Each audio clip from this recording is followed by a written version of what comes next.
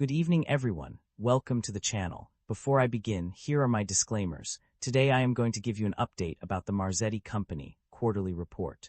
The Marzetti Company offers a diverse range of specialty food products for both retail and food service channels in the United States. The company operates in two main segments, retail and food service.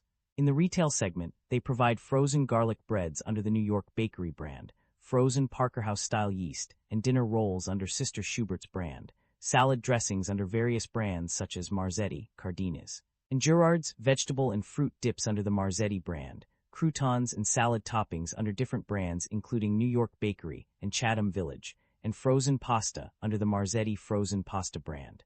In addition to these products, the Marzetti Company also manufactures and sells various products through brand license agreements with well-known restaurants such as Olive Garden, Buffalo Wild Wings, Chick-fil-A, Texas Roadhouse, and Subway. These products include dressings, sauces, and frozen rolls that are sold to retailers and restaurants through sales personnel, food brokers, and distributors. With a rich history dating back to 1896, the Marzetti Company has established itself as a leading provider of specialty food products in the United States. Unfortunately, I do not have access to the text you provided. However, I can provide a general essay on what might cause a stock price to drop. The stock price of Marzetti Co. has dropped slightly over the past year due to various market and economic factors. One possible reason is the overall decline in consumer spending habits, which can negatively impact food companies like Marzetti Co. that rely heavily on sales from grocery stores and restaurants. Additionally, changes in consumer preferences towards healthier or more sustainable food options may have also contributed to the decline. Another factor could be the increasing competition in the market, as other food companies expand their product lines and gain market share. This increased competition can lead to a decrease in demand for Marzetti Co.'s products, resulting in lower sales and revenue. Furthermore, economic downturns or recessions can also cause consumers to cut back on discretionary spending, including food purchases, which can further exacerbate the decline in stock price. Lastly, internal factors such as management decisions, production costs, and supply chain disruptions may have also played a role in the decline of Marzetti Co.'s stock price. These factors can be difficult to predict and may not be immediately apparent to investors, but they can still have a significant impact on the company's financial performance. In conclusion, the drop in Marzetti Co.'s stock price over the past year is likely due to a combination of market, economic, and internal factors. As with any investment, it's essential for investors to stay informed and monitor the company's performance closely to make informed decisions about their investments. The primary drivers of revenue growth or decline in a company can be attributed to several key factors. Net sales have been a significant contributor, with increases ranging from +2% to +4% over the past year and 6-month periods. The acquisition of an Atlanta plant has also shown potential for improved operational efficiency, incremental capacity, and closer proximity to core customers. New products and distribution expansion have played a crucial role in driving revenue growth.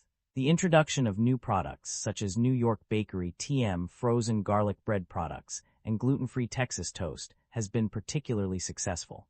Licensing agreements, including the licensing program with Texas Roadhouse for dinner rolls, have also contributed to revenue growth. However, inflationary pricing has had a mixed impact on revenue. While it has partially offset lower sales volumes, its effects are not consistent across all periods. TSA sales have also been a significant contributor, with net sales of $8,185 thousands and $18,876 thousands for the 3-month and 6-month periods ended December 31, 2025, respectively. Overall, these factors have contributed to revenue growth or decline in the company, highlighting the importance of monitoring and adapting to changes in market conditions. The net income of a company has shown an increase over the past quarter and year. In the last 3 months, it rose by 20.5% compared to the previous quarter, reaching $59,079 from $48,993. Over 6 months, the net income increased by 13.4%, amounting to $106,261 from $93,694.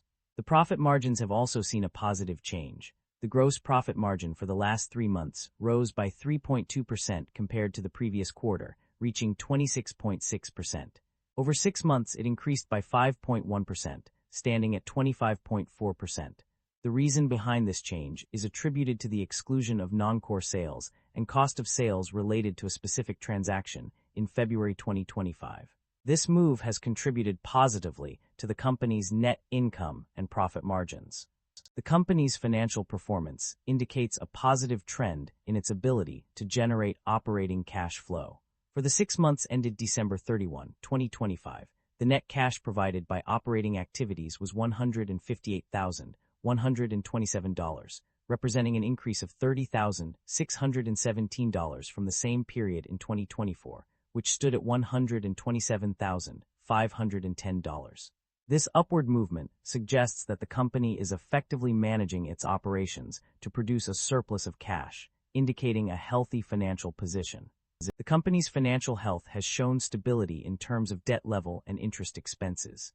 As of December 31, 2025, there was $0 outstanding under the facility, indicating a significant reduction or elimination of long-term debt. Furthermore, the company paid no interest for both the 3 and 6 months ended December 31, 2025 and 2024, suggesting that interest expenses have remained relatively low or non-existent. This trend suggests that the company has made efforts to manage its debt effectively, resulting in minimal financial burden from interest payments. Management is optimistic about the company's outlook, citing several key initiatives that are expected to drive growth and efficiency. One major development is the acquisition of the Atlanta plant, which will improve operational efficiency and increase capacity. This move is expected to have a positive impact on both the retail and food service segments. In terms of sales, management expects the retail segment to benefit from expanding licensing programs and investments in innovation and growth for own brands. However, they note that food service segment sales may be impacted by external factors such as U.S. economic performance and consumer behavior. Management is also confident in their ability to integrate the acquired business from Botkins, Inc., which will bring additional efficiencies to plant operations and supply chain networks. To fund this acquisition, management plans to use a combination of cash on hand and additional financing. Looking ahead to 2026, management anticipates capital expenditures totaling between $75 and $85 million. Overall, the company is positioning itself for growth and efficiency through strategic acquisitions and investments in innovation. The company has made significant changes to its operations through acquisitions and divestitures. In terms of acquisitions, the most notable move was the completion of a sauce and dressing production facility in Atlanta, Georgia, in February 2025. This acquisition is expected to enhance the company's production capacity and capabilities.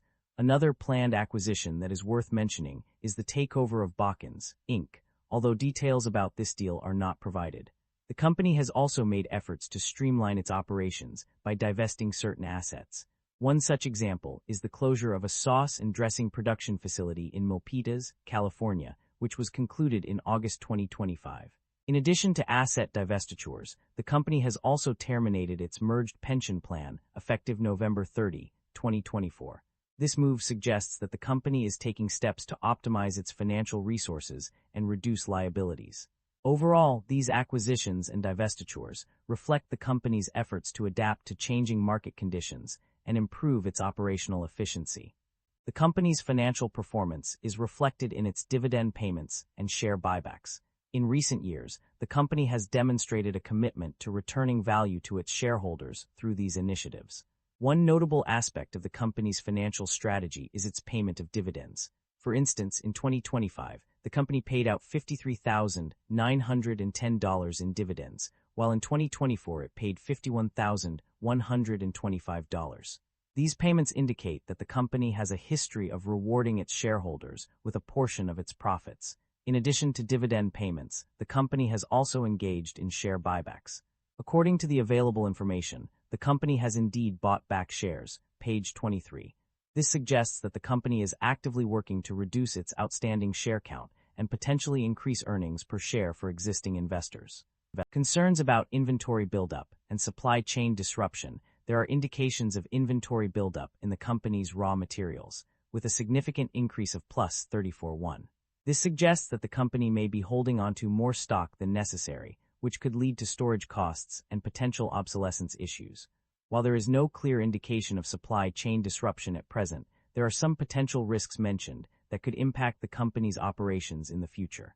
These include fluctuations in ingredient and packaging costs, changes in freight or energy costs, and disruptions to production planning due to public health concerns. That concludes the financial summary for the Marzetti Company. Feel free to comment below, and I will be happy to answer them when possible.